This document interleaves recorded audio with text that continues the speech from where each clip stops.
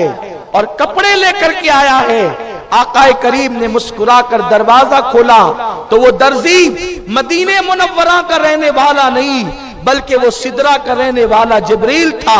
جو حسین کا درزی بن کر آیا تھا۔ چیت میں کپڑے نہ آئے تو جس کے لیے جنت کا جوڑا آتا تھا، جنت کے جوڑے اس لیے بھیجے تھے خدا نے تاکہ جب حسین بے گور و کفن پڑا رہے تو کوئی حسین کو بے کس و بے بس نہ سمجھے۔ بچپن میں حسین کی عظمت بتا دی تھی کہ یہ مانگ لے تو اس کے لیے جنت سے کپڑے آتے ہیں، لیکن آج حسین بے گور و کفن اس لیے پڑا ہے کہ حسین کا امتحان ہے۔ حسین بے کفن ہو کر حسین نے اسلام کو کفن کے اندر آنے سے بچا لیا ہے، ورنہ لوگوں نے تو اسلام کا کفن بھی تیار کر لیا تھا اور اسلام کو دفن کرنا چاہتے تھے۔ حسین نے کہا میں بے گور و کفن پڑا رہوں گا لیکن اسلام کی آبرو کو بچا لوں گا۔ اللہ اکبر۔ امام عالی مقام کی یہ کیفیت سیدہ زینب نے دیکھی تو یہی آپ نے کہا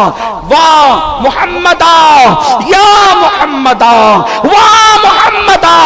یا محمدا، یا رسول اللہ ہماری مدد کیجئے، یا رسول اللہ ہماری خبر لیجئے، یا رسول اللہ یہ وہی حسین ہے جس کے لیے جنت سے کپڑے آتے تھے، آج حسین کے لیے کفن تک میسر نہیں اور آپ کی آنکھوں میں آنسو آ گئے۔ میرے آقا علیہ السلام کے پیارے دیوانوں، اللہ اللہ، ادھر انہوں نے جشن حسین میں جو ہے اونٹ ذبح کیے، ہم نے حسین کو قتل کیا اور اس کی لاش پہ گھوڑے دوڑا دیے، حسین کے کپڑے تک ہم نے چھین لیے، لیکن جب انہوں نے کھانا تیار کیا اور کھانے کے لیے بیٹھے تو وہ پورا کھانا خون میں تبدیل ہو گیا، ان پہ ایک سناٹا سا چھا گیا۔ اب وہ لوگ ڈرے سہمے ادھر ہی بیٹھے رہے۔ ایسے میں سیدہ زینب کبریٰ سلام اللہ علیہا نے ایک ٹوٹا سا خنجر ہاتھ میں لیا اور ٹوٹا سا خنجر ہاتھ میں لے کر کے آپ لاشوں کا پیرا دینے لگی کہ میں اب کسی کو آنے نہیں دوں گی،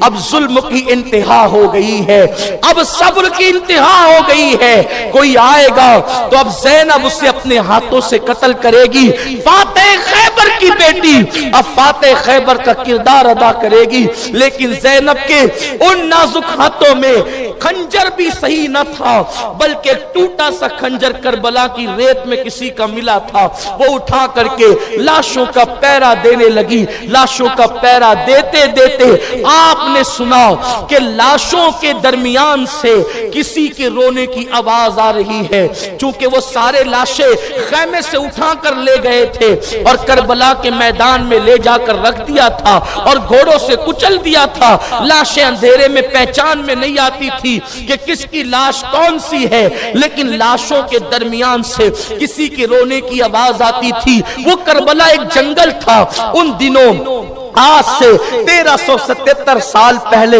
وہ ایک جنگل تھا، وہاں یا تو فرات کی موجوں کی آواز تھی، فرات کے بہنے کی آواز تھی، یا جنگل کے درندوں کے دھاڑنے کی آواز تھی، یا پھر جو ہے اتنا سناٹا تھا کہ انسان اپنی سانس سے خود سن سکتا تھا۔ حضرت سیدہ زینب نے کسی کی سسکیوں کی آواز سنی تو آپ لاشوں کی طرف بڑھی کہ ان لاشوں سے کون رو رہا ہے، ذرا اندازہ تو لگائیں۔ تو اس وقت جب سیدہ زینب اللہ اکبر اللہ اللہ جب لاشوں کی طرف بڑھتی ہے تو آپ نے غور کر کے کیا دیکھا کہ ایک چھوٹی سی بچی ہے، ایک لاش کے سینے پر، اللہ اکبر، اور اس لاش کا سینہ بھی کیا تھا، دونوں پسلیاں آپس میں اس طرح مل چکی تھی۔ اس لاش پر سر رکھ کر ایک بچی رو رہی ہے، دھیان سے دیکھا تو وہ بچی کوئی اور نہ تھی، وہ سیدہ سکینہ تھی جو سر رکھ کر کے رو رو کر کے کہتی بابا کل تک کے مجھے سونے کے لیے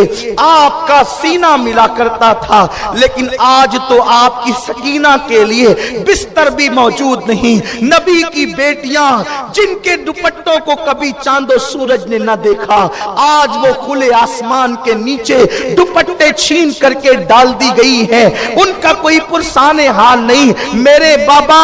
آج تو سکینہ کے لیے آپ کا سینہ تو تو دور کی بات ہے، مجھے تو بستر بھی نصیب نہیں۔ سیدہ سکینہ کی ان آہ و فغاں کو سن کر زینب نے اس بچی کو اٹھایا، اپنے سینے سے لگایا، اور سینے سے لگا کر کے سیدہ زینب کہتی ہے بیٹی اندھیرے میں بڑے بڑوں کو یہ لاشیں سمجھ میں نہیں آتے کہ کون سا لاشا کس کا ہے، تو نے کیسے پہچانا کہ یہ لاشا تیرے بابا حسین کا ہے اور صحیح پہچانا کہ یہ لاشا حسین کا ہے؟ تو سکینہ کہتی ہے پھوفی جب تم خنجر لے کر کے پیرا دینے لگی تو مجھے نیند کا غلبہ ہونے لگا، تو مجھے میرے بابا کا سینہ یاد آ گیا، تو میں لاشوں کی طرف آئی اور میں نے کہا بابا تم کہاں ہو تاکہ میں تمہارے سینے پہ سر رکھ کے سو جاؤں؟ تو پھوفی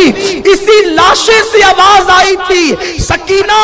تیرا بابا حسین یہاں ہے، تو میں یہاں پر چلی آئی۔ اللہ اکبر، سکینہ کو اٹھا کر کے لایا، سکینہ روتے روتے بے ہوش ہو گئی اور سیدہ زینب اسی طرح کا پیرا دینے لگی۔ ایک سایہ آپ نے دیکھا کہ تیزی کے ساتھ ایک سایہ جو ہے وہ میدان میں بڑھتا چلا آ رہا ہے۔ سیدہ سکینہ نے ٹوٹا سا خنجر پھر تان دیا اور اس کے بعد کا خبردار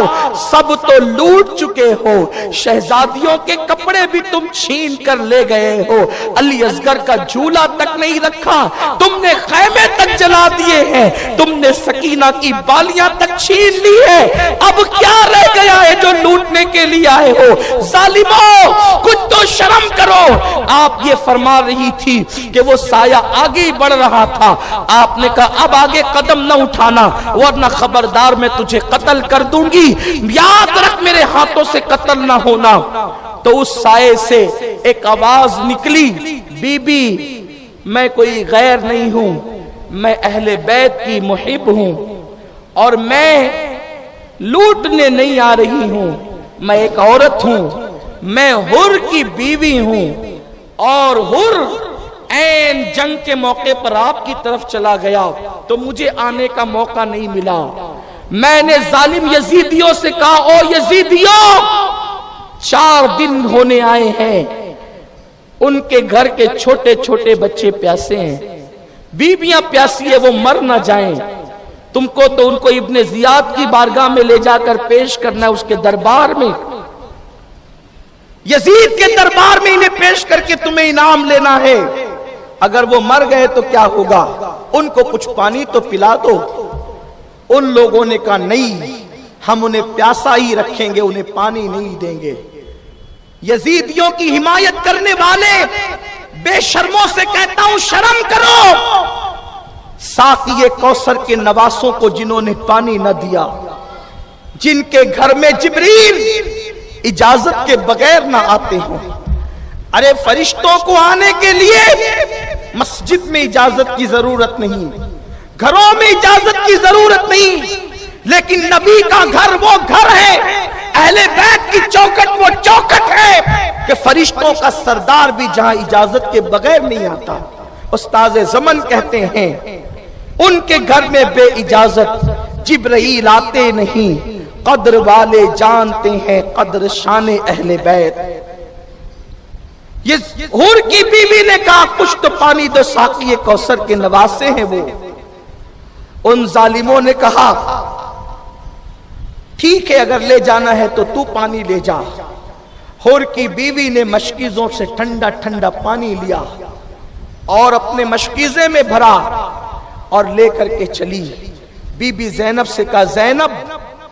تیرے لیے اور تیرے بچوں کے لیے میں ٹھنڈا پانی لائی ہوں۔